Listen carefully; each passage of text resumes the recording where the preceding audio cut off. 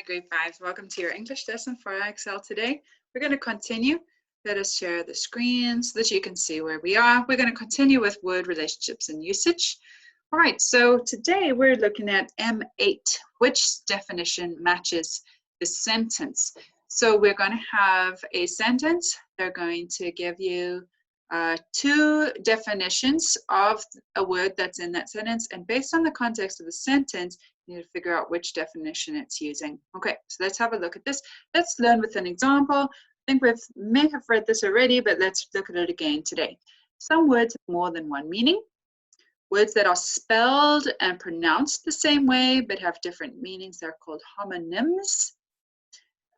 Jessica struck the match and held it against the tinder to start the campfire. What color furniture would match the maroon carpeting? Now, it sounds the same. It also looks the same. Homonyms, right? But they actually mean totally different things. Don't you love the English language? All right, so words that are spelled the same way, but they have different pronunciations of meanings, they're called homographs. All right, so the double bass is the largest string instrument in an orchestra. In this sentence, bass rhymes with case. Now, this is a funny lesson for me to be teaching because I actually pronounce things slightly differently to the rest of you. So I'll try and pronounce it the way you do. Okay, bass. Bass is a variety of spiny finned freshwater and saltwater fish. Now, I would say bass, right? Bass. In this sentence, bass rhymes with grass, right? So I would say grass, but you grass, right? Bass and grass, that rhymes. Bass and case for the first sentence, that rhymes. So it's the same spelling, but it actually sounds different. So that is called a homograph. All right, let's have a look at some of the practice examples that we've got here today. What does column mean in this sentence? So here's the sentence. Each column of the Parthenon, an ancient building in Greece, is made from marble. Okay, so two definitions of the word column.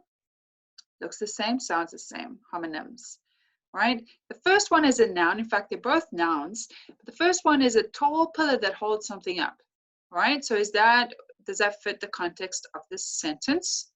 Or is it column, noun, a vertical list of words or numbers? So you might have a column, the column on the left, it's a page, right, on the page. So you might break it up into two columns if you've got a list of words. So that definitely does not fit this sentence. The first one is the correct meaning of the word column. So let's look at another one. What does bluff mean in this sentence? The view from the top of the bluff was incredible, right? Homonyms, they look the same, they sound the same. So one is a noun, one is a verb, right? The view from the top of the thing, I wouldn't be able to verb at the end of the right?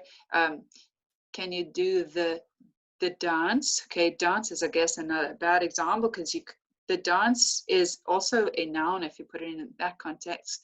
The walk, I suppose a lot of the verbs could be changed to a noun as well. Okay, but let's look at the definitions. Bluff is a noun, a steep cliff. The view from the top of the steep cliff was incredible. That works. What about this one? Verb. To try to fool others, like people would bluff in a card game. I think I actually used that word in one of my previous lessons with you.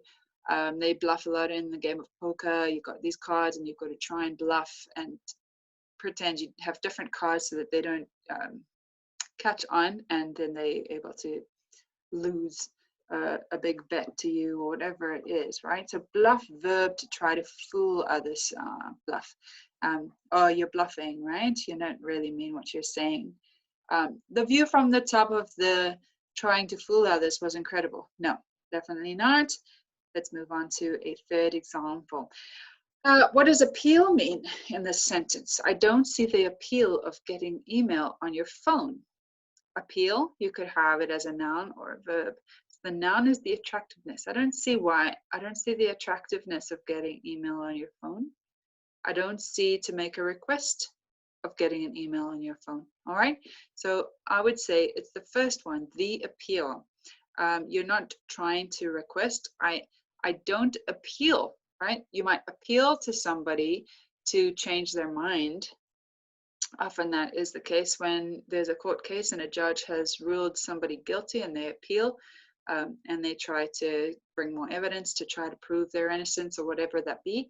So that is often the word of the use, appeal, in terms of to making a request. The attractiveness is the one that we're using here in this phone, in the sentence. I don't see the appeal of getting email on your phone, right? So that might be somebody who is not enjoying the fact that they can get bugged no matter where they are and getting their emails while they're trying to be out on a walk, whatever. They want to keep their work life to their work and to their desk, and other people love it because they don't have to stick to their desk. They can kind of walk around and do life and work at the same time. So it just depends on your particular preference, right? So this person, I don't see the appeal of getting email on your phone. Attractiveness, that would be the appeal usage of that word. Alrighty, that is English for today. I hope that you will continue to work on those and have a great day further. Ciao for now.